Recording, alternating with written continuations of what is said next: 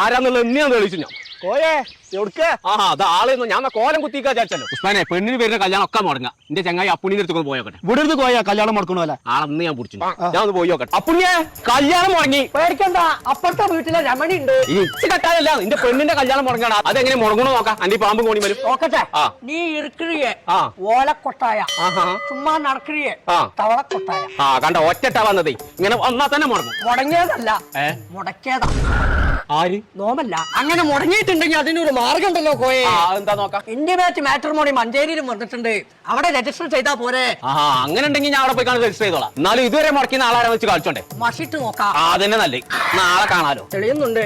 തെളിയിട്ടുണ്ട്. തന്റെ മോളെ പേരെന്താ? മൂൾട്ടി. മൊൾട്ടിയല്ല മോളുട്ടി. ഇതാണ് മുടക്കിയ ആള്. പടച്ചറബേ, ഇത് ഉസ്മാനാണല്ലോ. പുളിഞ്ചോട് ഉസ്മാൻ എന്റെ ചങ്ങായിയാണ്. കലബാനോ? കള്ള നമുക്ക് ഞാൻ പോരുമ്പോ പാർത്തക്കുണ്ടോ അപ്പൊ വെറ്റിലമ്മിലും കയറിയോ?